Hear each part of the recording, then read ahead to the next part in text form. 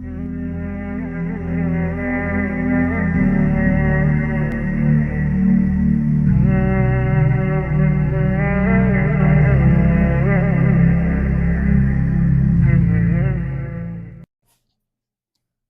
Course کی چوتھی نشست میں خوش آمدید۔ اب تک ہم بنیادی طور پر 3 اسپیکٹ کور کر چکے ہیں۔ سب سے پہلے ہم نے بات کی تھی کہ صلاۃ کا مفہوم ہوتا کیا ہے، قرآنک صلاۃ کا۔ اللہ تعالیٰ نے صلاۃ کا مفہوم کیا بیان کیا ہے قرآن کریم میں۔ اس کے بعد میں نے آپ سے کہا تھا کہ صلاۃ قائم کرنے کے لیے کم از کم 3 ڈومینز ایسی ہیں جن کو کور کرنا لازمی ہے۔ کم از کم 3 پہلو ایسے ہیں جن پر آپ کو دھیان دینا ہوگا۔ سب سے پہلا ہے خارجی پہلو، اس کے بعد ہے داخلی پہلو، اور اس کے بعد ہے تذکیر۔ خارجی پہلو سے مراد یہ ہے کہ آپ اگر صلاۃ قائم کریں گے تو خارج آپ کے جسم سے باہر والی دنیا میں، باہر والے ماحول میں کیا تبدیلیاں رونما ہو جائیں گی۔ یہ ہم نے، اگر آپ اس پہلو پر ماسٹر کرنا چاہیں، آپ کورس کی کلاس 1 دیکھیں اور کلاس 2 دیکھیں، کلاس 3 دیکھیں، 2 میں نہیں ہے، خارجی پہلو کلاس 1 اور کلاس 2۔ اگر مفہوم کی بات کی جائے تو آپ کلاس 1 میں ہم نے مفہوم ہی کو ڈسکس کیا تھا، اس کے بعد کلاس 3 کے جو سوال و جواب تھے وہ بھی مفہوم ہی پر مشتمل تھے۔ خارجی پہلو سے مراد ہے کہ آپ اگر صلاۃ قائم کریں گے تو آپ کے جسم سے خارج سارے زمانے میں اس کائنات میں کیا تبدیلیاں رونما ہو جائیں گی، اور داخلی پہلو سے مراد یہ تھا کہ آپ کے اندر، آپ کے جسم کے اندر کیا ہوگا تو صلاۃ قائم ہوگی۔ اور اس کے بعد آخری جو ہمارا پہلو رہ گیا ہے تذکیر۔ تذکیر کو اگر آپ کوئی نام دینا چاہیں اس کے علاوہ تو آپ نماز کہہ سکتے ہیں، یعنی کہ نماز پنجگانہ، لیکن نماز پنجگانہ پھر بھی اس کو پوری طرح کور نہیں کر پائے گا۔ خیر، تذکیر کا جو معاملہ ہے وہ آج کی اور کل کی کلاس میں ہم انشاءاللہ کور کرنے کی کوشش کریں گے۔ سوال یہ پیدا ہوتا ہے کہ یہ میں نے نام کہاں سے لیے؟ خارجی پہلو اور داخلی پہلو تو اپنی معنوی اعتبار سے بڑی مناسبت رکھتا ہے، آپ کو اندازہ ہو گیا ہوگا۔ یہ تذکیر بھی بڑی اپنے معاملات کے ساتھ، اپنے اس نام کے ساتھ بڑی مناسبت رکھتا ہے، اس کے لیے آپ اپنی سکرین پر دیکھیے۔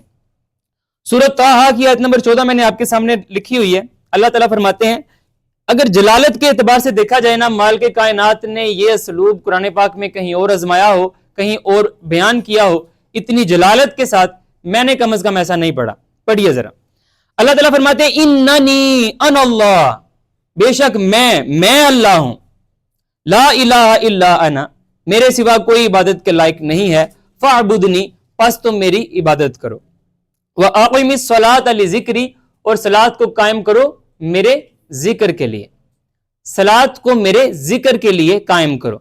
یہ جو ذکر ہے، آپ اسے فی الحال آپ اس پر کل انشاءاللہ مفصل گفتگو کریں گے اگر اللہ نے چاہا تو۔ وقتی طور پر آپ یاد رکھیے کہ ذکر سے مراد ہے یاد کرنا، یاد رکھنا، یاد کرنا، یاد رکھنا۔ اس سے آگے ایک اور آیت میں نے آپ کے لیے کوٹ کیا، وہ پڑھیے، سورۃ نساء آیت نمبر 142، 143 کا بھی تھوڑا سا حصہ۔ اس میں اللہ تعالیٰ فرماتے ہیں ان المنافقین یخادعون اللہ وہو خادعوہم، بے شک یہ جو منافقین ہیں اللہ کو دھوکہ دیتے ہیں اور اللہ انہیں دھوکے میں رکھے ہوئے ہیں۔ وہ کر کیا رہے ہیں یہ؟ وَإِذَا قَامُوا إِلَى الصَّلَاةِ، اور جب یہ صلاۃ کے لیے کھڑے ہوتے ہیں، قاموا کسالا، تو یہ کس مساتے ہوئے کھڑے ہوتے ہیں، پورے دل سے کھڑے نہیں ہوتے، بس کیسے؟ آگے دیکھیے، یراؤون الناس، لوگوں کو دکھاتے ہوئے، دکھاوا کرتے ہوئے۔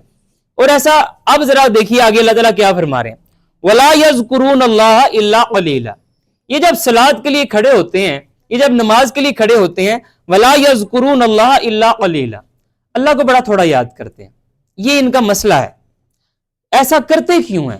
اللہ کو یاد رکھنا ہے کیوں بھول جاتا ہے انہیں؟ آگے پڑھیے، مذبذبین بین ذالک لا الہ الا ولا الہ الا، یہ تذبذب کا شکار ہے، نہ ادھر کے نہ ادھر کے۔ اب اگر میں کہوں صلاۃ کا خارجی پہلو، داخلی پہلو اپنے سامنے رکھیے گا، تذکیر کا معاملہ ہی ہم آج انشاءاللہ ڈسکس کریں گے، لیکن اس چیز کو اگنور نہیں کیا جا سکتا۔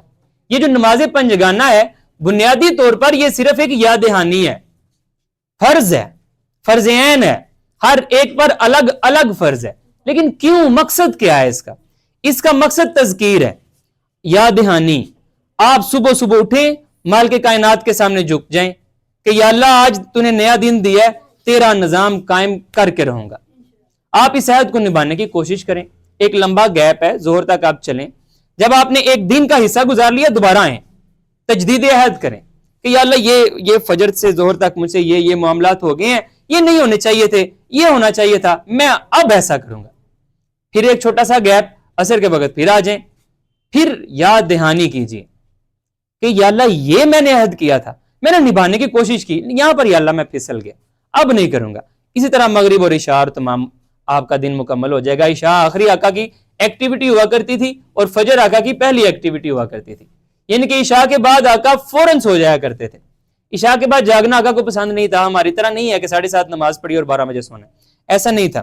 آقا کی اپنی پورے دن کی مصروفیت کی آخری ایکٹیویٹی عشاء ہی ہوا کرتی تھی, اور آپ کی بھی ہونی چاہیے.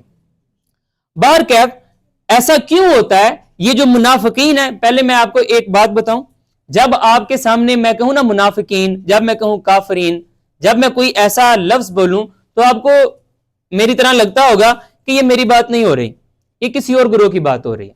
جب میں کہوں گا مسلمین, جب میں کہوں گا مؤمنین, آپ کو بغیر سوچے سمجھے لگے گا یہ تو ہماری ہی بات ہو رہی ہے. مجھے بھی ایسا ہی لگتا ہے کہ یہ ہماری ہی بات ہو رہی ہے. لیکن ایک حیرت انگیز بات سنیے, مالک کائنات نے قرآن میں یہ تھوڑی نہ آپ کو بتایا کہ امریکہ میں رہنے والے نصرانی ہیں, بیت المقدس کے ارد گرد رہنے والے یہود ہیں, اور یہاں پر رہنے والے منافقین ہیں, اور یہاں پر رہنے والے مسلمین ہیں. نہیں, اللہ تعالیٰ نے قرآن پاک میں ان کے کچھ ایٹریبیوٹس بتائے ہیں, ان کی کچھ خصائل, کچھ خصلتیں بتائی ہیں. جس میں یہ خصلت پائی جائے گی وہ منافق ہے, جس میں یہ خصلت پائی جائے گی وہ کافر ہے, جس میں یہ پایا جائے گا وہ مومن ہے. جہاں پر بھی اللہ تعالیٰ مومن, منافق, کافر کی بات کر رہے ہوتے ہیں, وہاں پر عموماً ان کے کچھ نہ کچھ ایٹریبیوٹس بتا رہے ہوتے ہیں, ان کے کچھ نہ کچھ عادتیں, ان کی کچھ نہ کچھ خصلتیں, کہ یہ خصلت دیکھیے. آج کی ذرا آیت دیکھیے, اس آیت میں اللہ تعالیٰ نے منافقوں کی 3 خصلتیں بتائی ہیں. کیا ہیں؟ وَإِذَا قَامُوا إِلَى الصَّلَاةِ قَامُوا كُسَالَىٰ, جب یہ صلاۃ کے لیے کھڑے ہوتے ہیں کسمساتے ہوئے کھڑے ہوتے ہیں. یُرَاؤُونَ النَّاسَ, لوگوں کو دکھانے کے لیے کھڑے ہوتے ہیں. وَلَا يَذْكُرُونَ اللَّهَ إِلَّا قَلِيلًا, اللہ کا ذکر بڑا تھوڑا کرتے ہیں.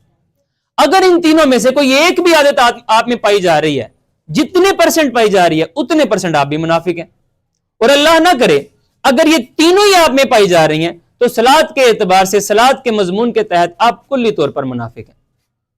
منافق کسی ایک ایسا نسلی اعتبار سے کوئی گروہ تھوڑی نہ ہے, جس میں یہ خصوصیات آ جائیں گی وہ منافق ہے. اب آقا نامدار صلی اللہ علیہ وسلم نے سم اپ بھی کیا 3 یا 4, کہیں 3 کہیں 4 منافق کی نشانیاں بتا کر, بولے جھوٹ بولے, امانت میں خیانت کرے, جب وہ وعدہ کرے تو عہد نہ پورا کرے, اور اگر وہ کبھی لڑنے پر آئے تو پھر گالی گلوچ پر اتر آئے. آپ ذرا دیکھ لیجئے, آپ کے اندر ان چاروں میں سے اگر کوئی چاروں ہی پائی جا رہی ہیں تو اللہ کی قسم آپ پوری طرح منافق ہیں. کیا آقا جھوٹ بول سکتے ہیں؟ بالکل نہیں. آقا نے فرما دیا یہ 4 نشانیاں ہیں, اور یہ 3 نشانیاں, 3 اور 4 دونوں ہی آقا سے مرفوعاً روایت ہے. تو لہٰذا جس میں یہ 4 اور 3 پائی جا رہی ہیں وہ کلی طور پر منافق ہے, کلی طور پر. اور اگر کسی میں 4 نہیں پائی جا رہی, 2 پائی جا رہی ہیں, 50% منافق تو وہ بھی ہے.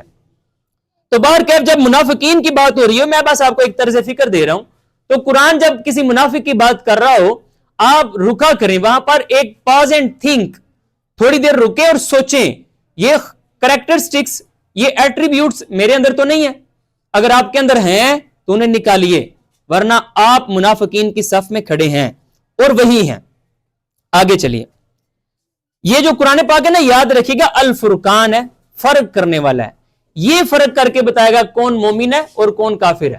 جس کے شناختی کارڈ پر مسلمان لکھ دیا گیا ہے لازم نہیں ہے کہ وہ مسلمان ہے. مسلمان قرآن بتائے گا کون ہے اور کون نہیں ہے. جہاں پر اللہ تعالیٰ مسلم کا لفظ استعمال کرتے ہیں, دیکھیے اللہ تعالیٰ ان کی کیا خصوصیات بیان کر رہے ہیں, اور اپنے آپ کو پرکھ لیجئے, کیا وہ آپ میں ہیں تو ٹھیک ہے, سبحان اللہ, مبارک ہو, پھر آپ مسلمان ہیں. اور اگر اللہ تعالیٰ بات کر رہا ہے کافروں کی, اور جو خصوصیات اللہ ان کی بیان کر رہا ہے وہ آپ میں بھی ہیں, تو کیا آپ یہ کہیں گے کہ نہیں یہ خصوصیات ہوں گی, لیکن ہوں گی مجھ میں اللہ کی خصوصیات, لیکن میں کافر نہیں ہوں؟ یہ کون ڈگری دے گا کہ آپ کافر نہیں ہیں؟ یہ ڈگری تو قرآن نے دینی ہے نا. فرقان تو یہ ہے, فرق تو اس نے کر کے دکھانا ہے. اگر اس کی بتائی ہوئی منافقوں والی خصوصیات آپ میں موجود ہیں تو آپ منافق ہیں, اگر اس کی بتائی ہوئی مومنوں والی آپ میں خصوصیات موجود ہیں تو آپ مومن ہیں. بہرکیف یہ جو ذکر والا معاملہ ہے کہ وہ اللہ کا ذکر نہیں کرتے, اللہ کو یاد نہیں رکھتے, اللہ کو یاد کرتے نہیں ہیں نماز میں.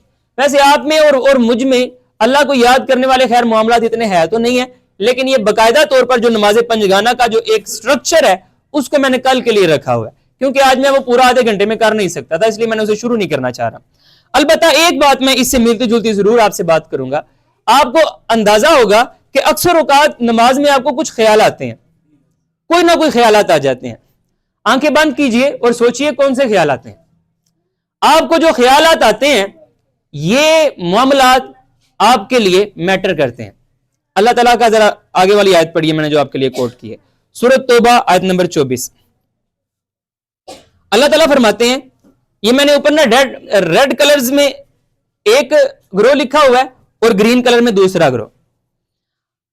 آپ کو جب آپ نماز میں خیالات کی بات کرتے ہیں نا، آپ کو اپنے آباء و اجداد، اپنے بہن بھائیوں، اپنے کاروبار، اپنی تجارت، اپنے گھر بار، اس طرح کے معاملات کے خیال آتے ہوں گے جن کی آپ کو پرواہ ہے۔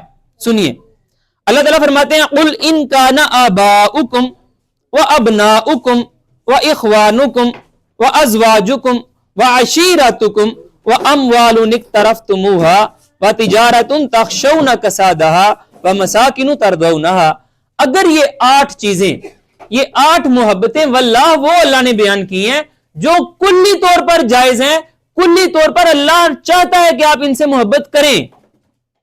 کیا آباء و اجداد سے، اپنے ماں باپ سے محبت کرنا بری بات ہے؟ نہیں، بلکہ ضروری ہے۔ آپ کو پتہ ہے یہ جو باتیں آپ کے سامنے لکھی ہوئی ہیں اللہ تعالیٰ نے تلقین کی ہے کہ ان کے ساتھ محبت کی جائے۔ یہ 8 کی 8 جائز اور مباح محبتیں اللہ تعالیٰ بیان کرنے کے بعد فرماتے ہیں کہ اگر تمہیں آباء و اجداد، اگر تمہیں اپنے بیٹے، اگر تمہیں اپنے بھائی، اپنی بیویاں یا شوہر، اپنے رشتہ دار، اپنے وہ مال جو تم نے بڑی محنت سے کمائے ہیں، اپنی وہ تجارتیں جن کی کساد بازاری کا تمہیں ڈر ہے، اپنے وہ گھر، وہ مسکن، گھر سے مراد صرف یہ والا 4 دیواری نہیں، گھر سے مراد پاکستان بھی ہے، گھر سے مراد آپ کا شہر بھی ہے، گھر سے مراد یہ زمین بھی ہے، جہاں پر آپ رہتے ہیں وہ آپ کا مسکن ہے۔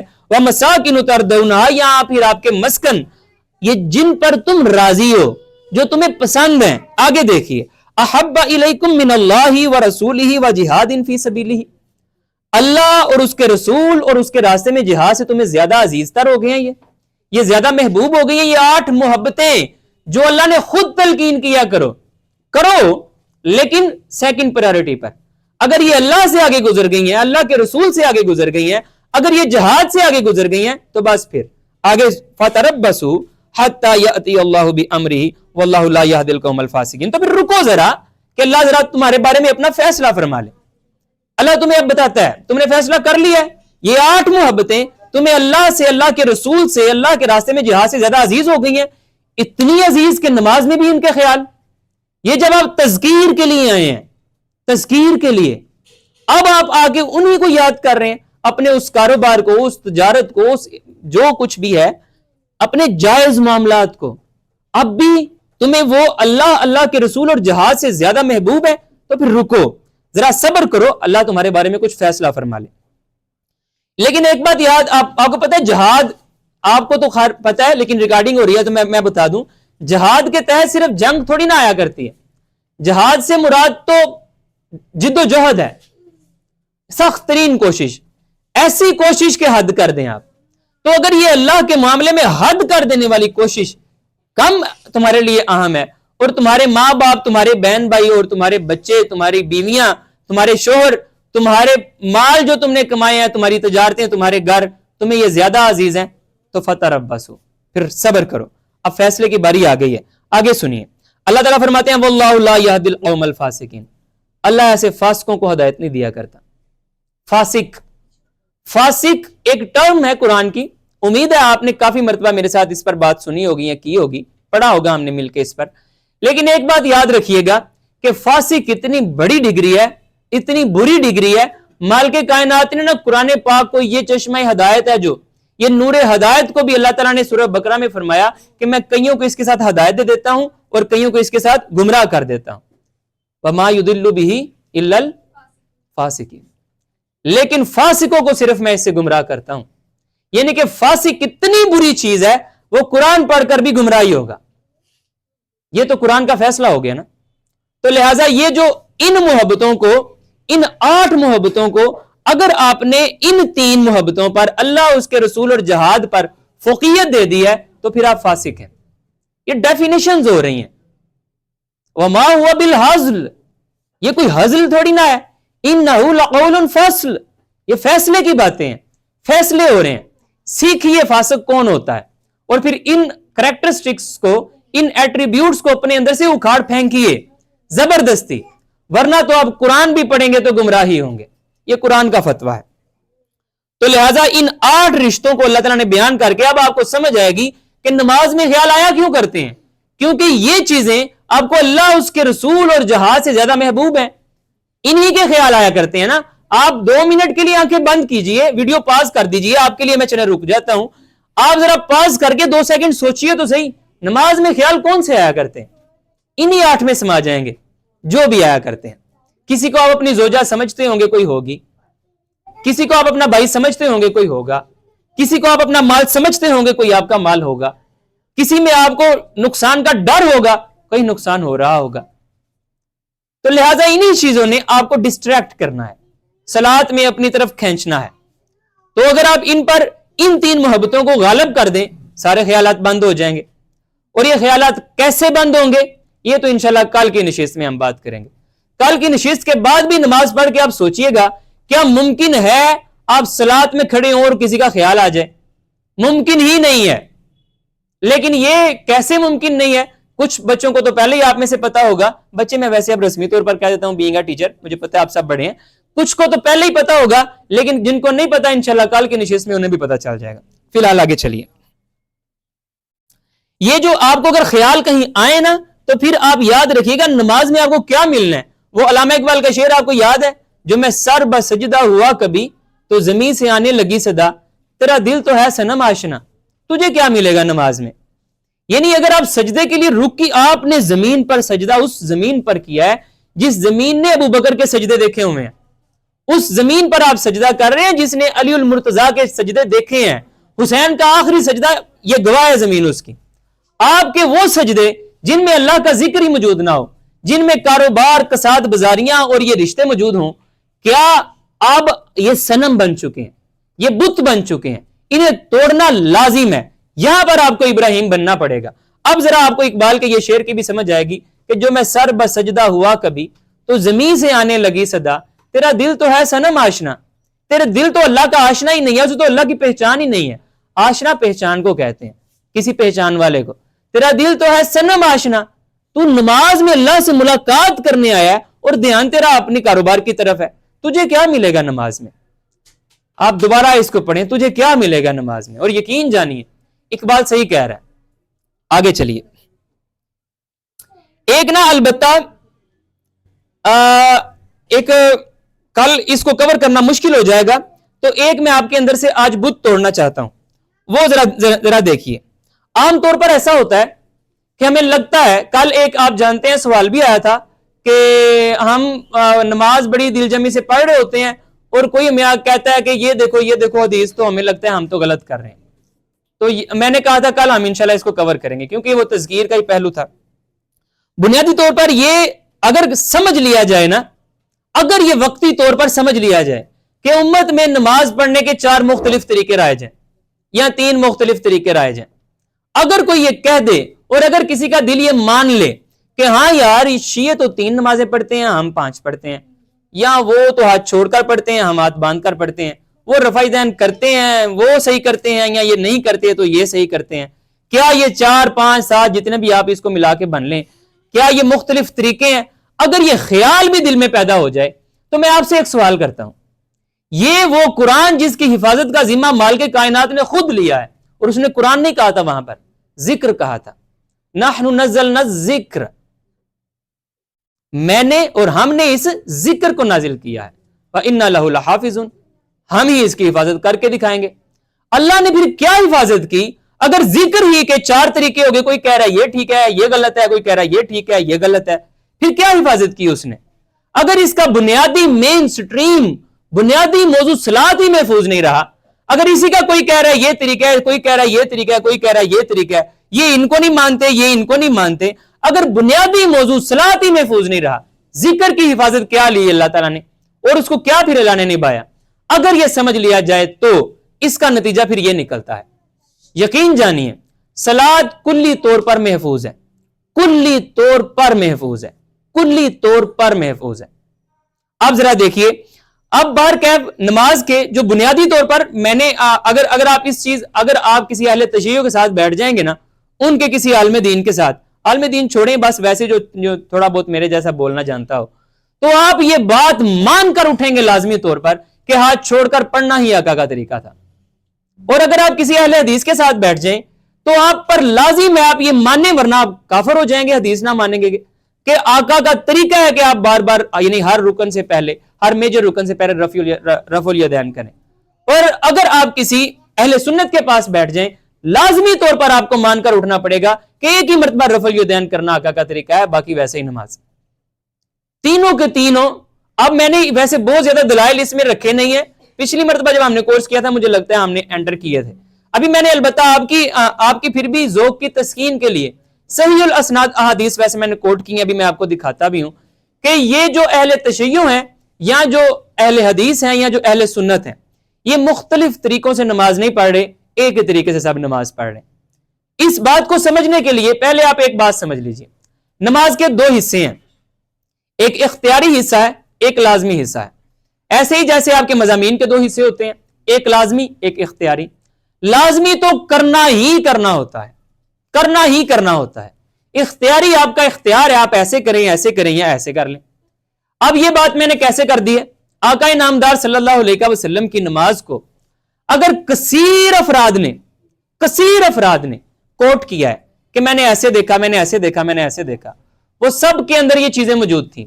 آقا نے تکبیر تحریمہ کہی، آقا نے قیام کیا، آقا نے سورۃ فاتحہ لازمی طور پر پڑھی، آقا نے اللہ اکبر تکبیر کہی، رکوع کیا، رکوع کے بعد سمیع اللہ لمن حمیدہ کہتے ہوئے آقا نے قوما کیا، قوما کے بعد پھر اللہ اکبر کہتے ہوئے آقا نے سجدین کیے، 2 سجدے، اس کے بعد آقا نے قعدہ کیا، آقا نے سلام پھیرا۔ یہ وہ حصہ ہے جو ہر ایک نے جس نے بھی نریٹ کیا ہے یہ اس میں جزو لازمی طور پر شامل تھے، یہی نماز کا لازمی حصہ بھی ہے اور یہ سب میں یکساں ہے۔ اس کے بعد آتے ہیں کچھ اختیاری حصے، یعنی سورۃ فاتحہ کے بعد کبھی آقا نے کہیں سے قرآن پڑھا، کبھی کہاں سے پڑھا، کبھی کہاں سے پڑھا، کبھی نہیں پڑھا، کبھی صرف سورۃ فاتحہ ہی پڑھی اور آقا نے رکوع کر دیا۔ اب لہٰذا یہ اس کے بعد والا یہ جو اختیاری معاملہ ہے یہ آپ کو نمازوں میں نظر آ جائے گا، دوسرے 2 فرضوں میں اور باقی سارے معاملات آنکھیں دیکھ کے میں نے حساب لگایا کہ آپ نہ بھی پڑھیں تو ہو جاتا ہے، تو دوسرے 2 فرضوں میں آپ نہیں پڑھتے نا، تو لہٰذا یہ آقا ہی کا طریقہ ہے، تو لہٰذا باقی جو ہیں اختیاری حصے ہیں کہ رکوع میں آقا نے کبھی سبحان ربی العظیم کہا ہے، کبھی کسی طرح آقا نے اللہ کی تسبیح کی ہے، سجدے میں کبھی کوئی دعا کی، کبھی کوئی دعا کی۔ خیر آپ کو تو مجھے بتایا ہی نہیں گیا کہ دعائیں بھی کی جاتی ہیں سجدوں میں، یہ خیر کل کا موضوع ہے، تذکیر میں صلاۃ پنجگانہ، نماز پنجگانہ کل انشاءاللہ دیکھیں گے کہ دعائیں کیسے آقا نے کی ہیں۔ لیکن فی الحال یہ جو باقی حصے ہیں آقا نے کبھی ربی جال نہیں پڑھی، کبھی کوئی دعا پڑھی، تو لہٰذا یہ باقی سارے معاملات اختیاری ہیں۔ آقا نے کبھی ایک ہی مرتبہ ہاتھ اٹھائے اور یہاں باندھ لیے، کبھی آقا نے یہاں باندھے، کبھی آقا نے یہاں باندھے، کبھی آقا نے ہاتھ چھوڑ کر بھی پڑھی، کبھی آقا نے ہر رکن سے پہلے، ہر بنیادی رکن سے پہلے رفع الیدین کیا، کبھی سجدوں میں بھی کیا، دونوں سجدوں کے درمیان۔ تو ٹھیک ہے، یہ سارے کے سارے طریقہ آقا کے ہیں، یہ محفوظ ہونے بھی چاہیے، لیکن آپ جس بھی طریقے پر رہیں کوئی بات نہیں، دوسروں کو غلط نہ سمجھیں۔ وہ اپنی طرف سے کیا کر رہا ہے؟ کیا وہ اپنے باپ کی سنت ادا کر رہا ہے؟ جب آپ اس سے پوچھیں گے کہ تم ہاتھ چھوڑ کر کیوں پڑھ رہے ہو، وہ یہ کہے گا کیونکہ میرا دادا پڑھتا تھا؟ نہیں، وہ یہی کہے گا کہ یہ آقا کی سنت ہے۔ آپ جس کو کہیں یار تم صرف ایک مرتبہ رفع الیدین کر کے ہاتھ کیوں باندھ لیتے ہو، کیا وہ یہ کہے گا میرا بابا، میرا چاچا، میری ماں ایسے پڑھتی ہے؟ نہیں، وہ یہی کہے گا آقا کا طریقہ ہے۔ اب میں آپ کو یہاں پر ایک چھوٹا سا واقعہ ریکال کروانا چاہوں گا۔ آپ کو یاد ہے غزوہ خندق پر ہونے والا واقعہ؟ بنو قریظہ نے آقا نامدار، ابھی جو ہماری کلاس کا حصہ انہوں نے تو یہ سارا واقعہ بھی 3-4 دن پہلے مجھ سے سنا بھی ہے۔ بنو قریظہ نے کیا کیا تھا؟ بنو قریظہ نے خندق نہیں کھودی، انہوں نے بدعہدی کی تھی۔ جب انہوں نے بدعہدی کی تو سارا معاملہ ہونے کے بعد زور کے بعد کا وقت ہے، عصر کا وقت ہے، عصر کی جماعت کھڑے ہونے کو ہے، آقا انعامدار صلی اللہ علیہ وسلم نے ایک فوج ترتیب دی اور آقا نے کیا الفاظ ارشاد فرمائے؟ لا یصلی صلاۃ العصر الا بنی قریظہ، جب تک آپ بنی قریظہ میں پہنچ نہ جائیں عصر کی نماز نہیں پڑھنی. یہ سارے کے سارے صحابہ بنی قریظہ کی طرف جاتے ہیں. اس طرف باغ ہیں سارے کے سارے, سامنے خندق ہے, پیچھے ان کی گڑیاں ہیں. تو وہ پورا شہر پیدل ہی جانا تھا انہوں نے. تو وہ جاتے ہوئے عصر کا نماز کا وقت نکلنے کا خدشہ ہو گیا. جب خدشہ ہوا تو راستے میں 2 گروہ بٹ گئے. ایک گروہ نے کہا کہ آقا نے خندق کے موقع پر جنگ کے دوران نماز نہیں چھوڑی, تو تم اب کیسے سمجھ رہے ہو کہ آقا نے ہمیں نماز چھوڑنے کا کہا ہے؟ آقا کا مطلب تھا جلدی چلو جلدی چلو, اور ہم جلدی ہی چل رہے ہیں, 2 فرض پڑھ لینے دو. یہ جو دوسرا گروہ تھا انہوں نے کہا اب تک اگر عصر پڑھتے تھے تو اس لیے کہ آقا نے کہا تھا, آج عصر نہیں پڑھیں گے بنی قریظہ سے پہلا کیونکہ آقا نے کہا ہے. یہ گروہ اور یہ گروہ اب تک تو ایک تھا, 2 ہو جاتے ہیں. یہ یہاں پر نماز پڑھ لیتا ہے, یہ اپنا سفر جاری رکھتا ہے اور بنی قریظہ میں جا کر نماز پڑھتا ہے. یہ نماز پڑھ کے پیچھے جا کے مل جاتا ہے, یہ یہاں پر جا کے نماز پڑھتا ہے. دونوں جنگ کرتے ہیں. 700 ان کے بندے جو مارنے تھے, قتل کرنے تھے, سارا معاملہ طے ہو جانے کے بعد آقا کی بارگاہ میں آتے ہیں اور یہ حشاش بشاش نہیں ہوتے. ظاہر ہے ناراضگی ہے ایک دوسرے کے لیے دل میں. آقا نے پوچھا کیا معاملہ ہے؟ تو انہوں نے کہا یا رسول اللہ صلی اللہ علیہ وسلم, راستے میں ہمارے درمیان ڈسپیوٹ ہو گیا ہے, تنازع ہو گیا ہے, آپ اصلاح فرما دیں, آپ ذرا نوٹیفائی کر دیں ہم دونوں میں سے کون حق پر ہے, تاکہ دوسرا بندہ توبہ کرے, ہمارا بھائی ہے, واپس آ جائے, کوئی مسئلہ نہیں ہے, قبول ہے ہمیں. آقا نے جب مسئلہ سنا کہ راستے میں انہوں نے ایسا کیا ہے, آقا نے پتہ ہے کیا ارشاد فرمایا؟ آقا نے کہا چونکہ دونوں کا مقصد تو میری اتباع ہی تھا نا, دونوں ہی حق پر ہیں, اب آپ واپس آ جائیے. جو ہاتھ اٹھا رہا ہے بار بار کس کی اتباع میں اٹھا رہا ہے؟ آقا کی اتباع میں اٹھا رہا ہے. جس نے بس ایک ہی بار اٹھائے اور دوبارہ نہیں اٹھائے کس کی اتباع میں؟ آقا کی اتباع میں. اور جس نے ہاتھ اٹھا کر باندھے نہیں چھوڑ دیے کس کی اتباع میں؟ آقا کی اتباع میں. جب سب کا مقصد آقا کی اتباع ہے تو سب کے سب 100% حق پر ہیں. اور یہ فتویٰ میں نے نہیں دیا, غزوہ خندق پر آقا نے دیا کہ جس کی اتباع آقا کی ذات ہے کوئی بات نہیں, اجتہادی غلطی اگر فرض کرے ہو بھی گئی تو کوئی مسئلہ نہیں ہے, وہ حق پر ہے. صلات کی اب شیطان نے بڑا یہاں پر ایک چال چلی, اس نے صلات کی اصل کو بلا ہی دیا. یہ ہم آج 4 دن سے بات کر رہے ہیں صلات پر. آج پہلے دن میں نے یہ ڈسکس کیا ہاتھ اٹھانے نہ اٹھانے یا نماز کا طریقہ, ابھی بھی میں نے پراپر نہیں کیا, کل کریں گے انشاءاللہ. میں نے صلات 90% ہم نے کورس کور کر لیا, اب تک میں نے وہ بات نہیں کی. کیا یہ جو باتیں 90% ہم نے کی ہیں کبھی آپ نے سنی ہے کہ یہ صلات ہے؟ شیطان نے بڑی چال چلی. صلات کی اصل کی طرف ان کا دھیان نہ ہو جائے, ان کو ذرا وہ رسم کے اندر لگا دو.